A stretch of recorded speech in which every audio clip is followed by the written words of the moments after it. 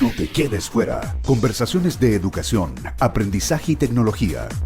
Cada lunes y miércoles a las 15 horas con Nicolás Soto en Tareas de Tecnología. Somos divoxradio.com.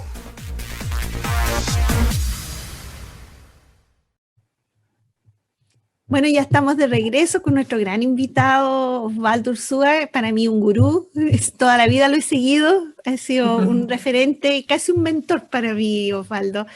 Y mira, estaba escuchando a Nancy muy atentamente toda la conversación. La verdad es que estaba pensando, ¿no es cierto?, desde que conozco a Osvaldo, que fue a través de proveedores de clase mundial y de todo lo que se estaba conversando, y después me tocó participar en lo de alta ley. ¿Te acuerdas, Osvaldo? Tanto trabajo detrás.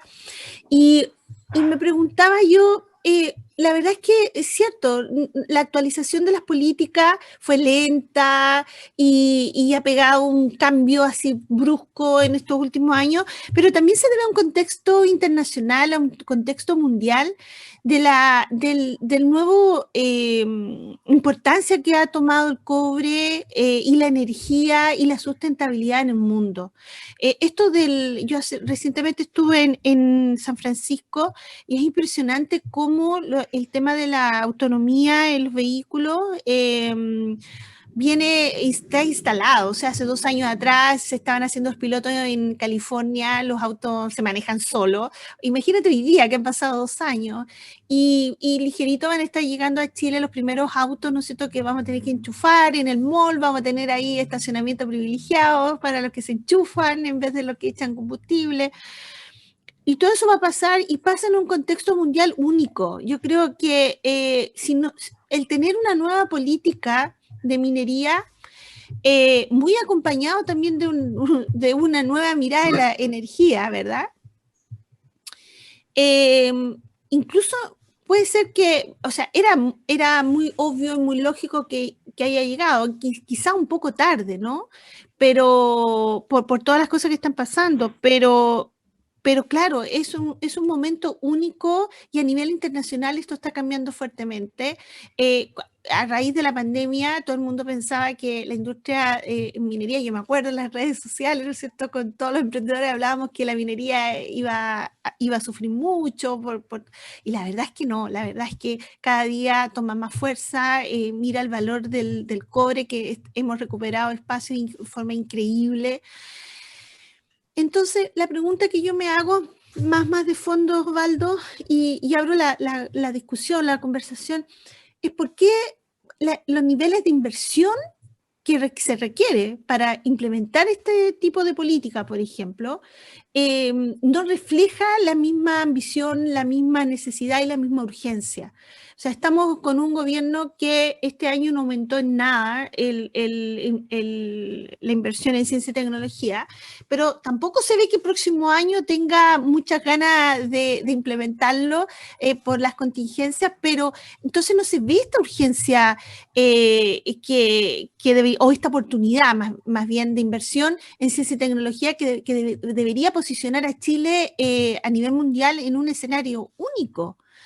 ¿Qué piensas al respecto? Yo esperaría, por ejemplo, que todo el sector privado pusiera al menos los recursos que pusiera el Estado para que esto se gatillara y generáramos realmente un impacto, una aceleración de todas las tecnologías que necesitamos desarrollar y de las capacidades que necesitamos construir en Chile.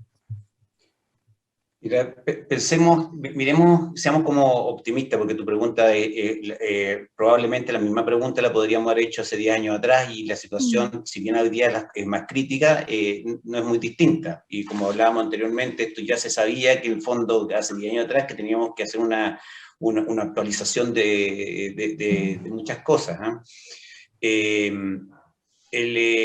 podríamos decir, y esperemos que sea así, que lo que hacía falta efectivamente era una especie de partitura común, que es esta famosa política, y que esa partitura común tenga una fuerte impronta en inversiones. O sea, si la política nos dice, mira, en realidad, y para hacer esto viable, necesitamos invertir tantos miles de millones de dólares en estos 3 ejes estratégicos, y estas son la secuencia y los flujos que se necesitan, y estos son los marcos habilitantes, ya sean regulatorios o de capacidades. la política no deja de ser digamos, un ejercicio bonito. Entonces, tanto en la política yo esperaría encontrar números respecto a cuáles son los volúmenes de inversión que se necesitan. Por ejemplo, imaginémonos una meta como la siguiente. Si necesitamos que toda la flota de camiones de la minería, los CAEX, de aquí a final de la década, operan a través de soluciones electromóviles, por ejemplo, o de hidrógeno verde, y sacamos los combustibles fósiles de ahí para efectivamente hacerse cargo de una parte importante de las emisiones de alcance 1 de la minería. Eso tiene, digamos, el mandato súper claro y te define claramente también una agenda de inversiones que dan cuenta de eso y que tienen que tener un mecanismo de financiamiento adecuado a eso para que también la cosa siga siendo rentable. Entonces, esa especie como de hoja de navegación asociado a la evolución de las inversiones que hay que hacer hasta ahora no existía. Es como lo que existe más o menos en energía cuando se habla del plan de obra, que tú dices cómo se van organizando las distintas nuevas capacidades de generación. Aquí, para cada uno de los desafíos de la minería, de momento no ha existido, y esperemos, como les digo, que la política que se va a anunciar la próxima semana estén. Al mismo tiempo, yo creo que también hay que reconocer que los últimos años han sido bien particulares. Veníamos del boom, viene la crisis, hubo que hacer un ajuste porque nos dimos cuenta que estábamos muy rezagados, que teníamos que recuperar terreno en temas de productividad. Se hicieron esfuerzos de productividad, se recuperó un poquito, pero todavía no terminamos, y después nos pegó primero la crisis social y después la pandemia. Entonces, de alguna forma, fueron como, no sé, varios años, como 4 años, en donde estuvimos enfrentando una coyuntura muy difícil, y lo lógico sería ahora que junto con la recuperación, en la agenda de recuperación, de alguna forma que se acople con la agenda de lo que estamos hablando. Entonces, que efectivamente el tránsito, por ejemplo, a una flota de cero emisiones, sea parte no solamente de la agenda de ciencia y tecnología o del desarrollo del ecosistema, sino que también sea parte de la agenda de una recuperación mucho más resiliente, que te vuelva a generar crecimiento, que te vuelva a generar empleo de mejor calidad o de buena calidad, junto con ayudarte a hacer el tránsito de la antigua economía a la nueva economía, y de la minería tradicional a la nueva minería. Entonces, yo le daría el beneficio de la duda de momento, digamos, para ver si efectivamente la nueva política, la actual política, está recogiendo eso, y si en las agendas de las distintas campañas que se están empezando a discutir ahora, efectivamente se ve esto como un imperativo. Recordemos que hasta ahora esto es lo que estábamos conversando. La pregunta que tú haces, Pamela, prácticamente en ninguna propuesta de programa de los últimos muchos gobiernos hacia atrás, si aparece como una prioridad de segundo orden, una especie como veamos ahora si eso surge con mayor fuerza, y ojalá también que sea algo que de alguna forma esté recogido en la conversación que se está generando en torno al desarrollo de la nueva Constitución. Por otro lado, los programas efectivamente no recogen este aspecto del financiamiento, ¿no? Y al revés, yo siento que, bueno, aquí hemos conversado bastante sobre distintos programas, y hemos tenido distintos invitados, y hemos visto que la mirada para la inversión en ciencia y tecnología también es bien distinta entre un programa y unas propuestas y otras. Y efectivamente es porque no tenemos una carta de navegación. O sea, en ese sentido, yo creo que la política que nace tan consensuada y tan conversada desde todos los ángulos, de todas las instituciones, organizaciones que se ven beneficiadas o favorecidas con el desarrollo de la minería, y las que no también, porque en forma indirecta también se afectan, puede ayudar a poner una carta de navegación más a largo plazo, porque de verdad que asusta cuando uno conversa con los constituyentes, cuando conversa con los distintos programas. Las miradas de inversión en ciencia y tecnología son súper diferentes. Yo creo que hay varias cosas. Hay primero la ciencia y la tecnología, yo creo que uno la puede mirar, tiene dos miradas, son como dos que deberían ser complementarias, que no son contradictorias. Una mirada que efectivamente la ciencia es como una actividad, no sé cómo llamarlo, del alma, el espíritu, de darle rienda suelta a la creatividad. Y ahí está, digamos, desde la libertad de cátedra, de que cada uno desarrolle un área del conocimiento en la cual tiene algún talento o algún tipo de vocación. Que esa es una agenda que es la agenda que siempre ha existido de alguna forma. Pero después también la ciencia y tecnología es parte de una agenda de desarrollo productivo. Y que eso ha estado mucho menos presente. Entonces, incluso en algunos periodos se han visto como antagónicas. Entonces, después de todo, en estas conversaciones que han existido en el país en los últimos 10 años, se han visto que efectivamente son dos miradas que son complementarias. Entonces, los esfuerzos, por ejemplo, como lo que es el AT, el Centro de la Chile, ¿cuál es el ATMC? AMTC. AMTC da cuenta, dice que no es una cosa solamente de ciencia, como una actividad científica dirigida por las musas del conocimiento, ¿no? Sino que también es una actividad más bien asociada a un desarrollo productivo. Entonces, creo que todavía no estamos en el lugar de reconocer la legitimidad de ambas cosas, digamos, y que ver cómo se complementan. Y probablemente la institucionalidad está también tratando de hacer los ajustes para poder integrar esas dos aristas. Si perdemos el equilibrio, digamos, si lo productivo se come a la ciencia más asociado al tema más, no sé cómo llamarlo, más de las musas, como decía yo, tenemos un problema. Y si también nos enfocamos exclusivamente en las ciencias básicas sin mirarlo como un factor de producción, vamos a estar en un problema. Y mi percepción es que ese equilibrio todavía no lo hemos encontrado. El otro tema que yo creo que es súper importante, que es más bien el debate social, acá al final del día, cuando hablamos de los desafíos del país, hay una suerte como de sentido común. ¿Cuáles son los desafíos? Entonces hablamos de los temas de pensiones, hablamos de temas de distintas formas de equidad, pero el sentido común en la conversación de la calle, el desarrollo productivo no es parte del sentido común, y mucho menos que ese desarrollo productivo, que estamos hablando tanto de crecimiento, de generación de riqueza, como la diversificación de la matriz productiva, es una cosa que es viable o que podría ser impulsado con mucha fuerza desde la minería. Tampoco es parte del sentido común hoy día de la conversación de la calle. Es más, hoy día el sentido común que está instalado en gran parte de la población tiene que ver con este rótulo del extractivismo rentista.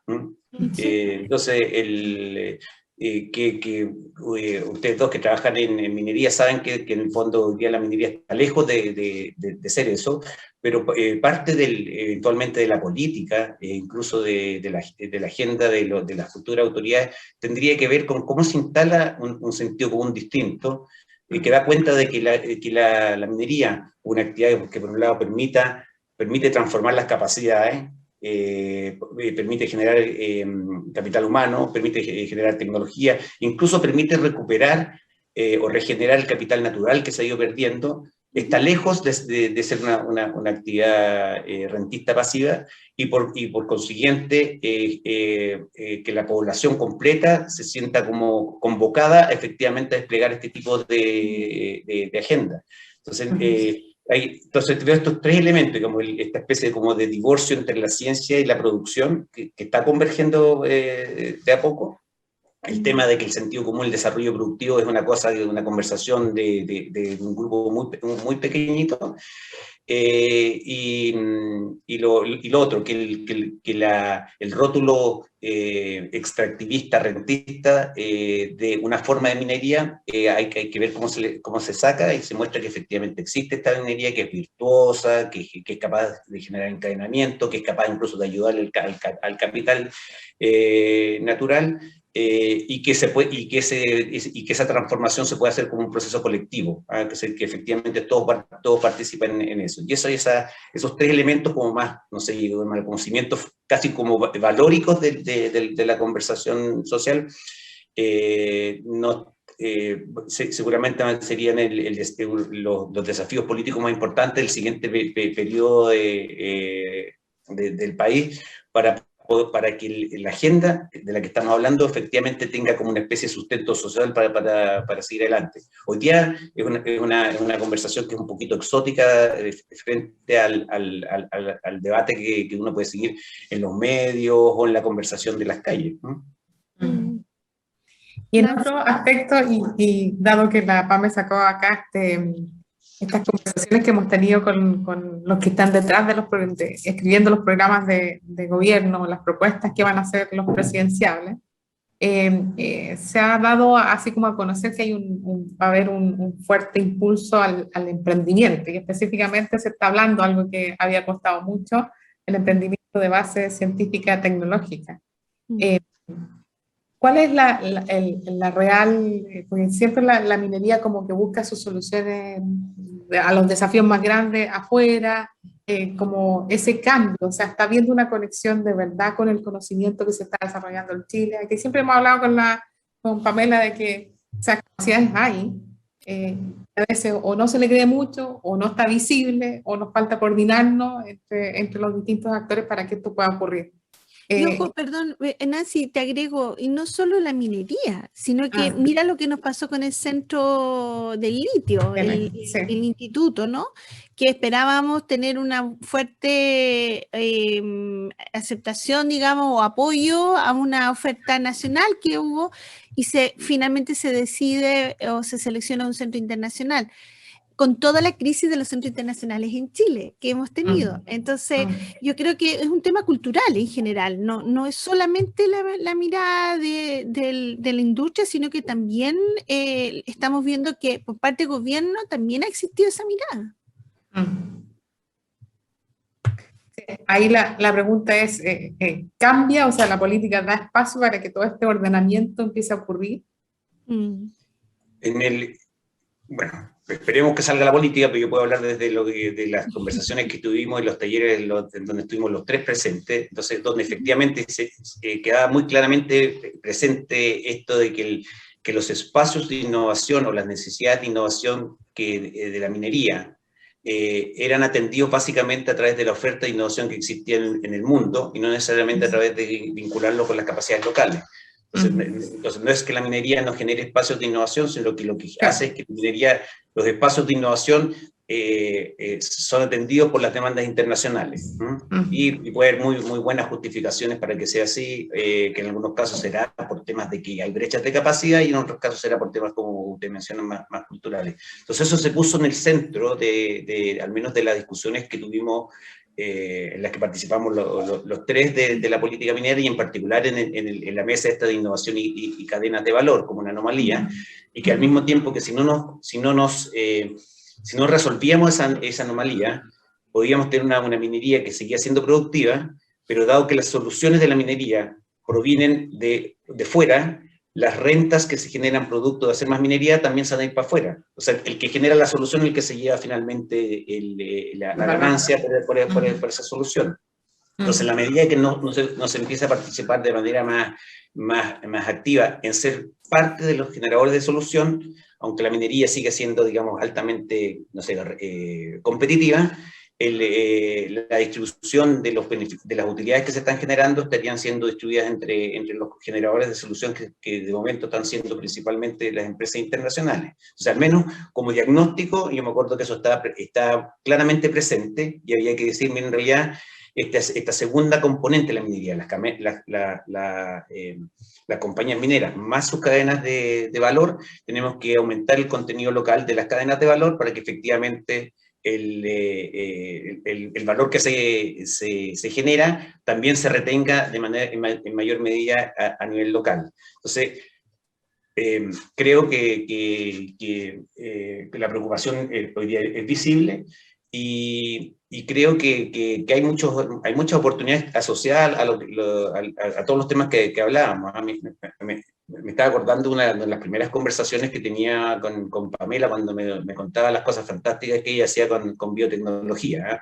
Entonces, no puedo mirar cualquier cosa, porque, por ejemplo, en el tema de agua, si tú dices en realidad que vas a tener que desarrollar un sistema de desaladoras, que sea un sistema en donde haya infraestructura que sea compartida y no 10.000 desaladoras y cada uno haciéndose cargo de ella, y que para las que desaladoras sean competitivas, los tubos van a tener que durar mucho tiempo y ver de qué forma tenemos las mejores tecnologías para poder evitar la corrosión de esa infraestructura. Entonces, la PAME me comentaba las cosas fantásticas que se pueden hacer con las bacterias para efectivamente extender la vida de los tubos que distribuyen el agua de las desaladoras, y eso se puede hacer con biotecnología generada en Chile.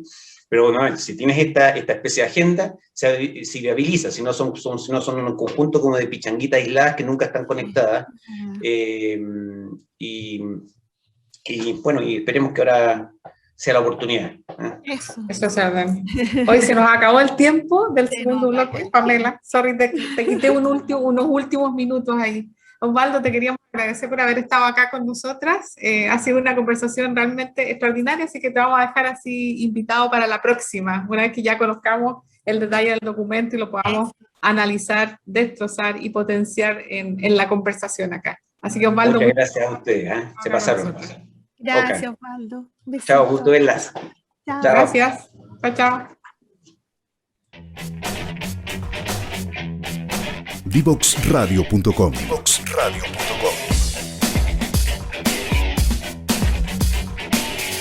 Conversaciones que simplifican lo complejo.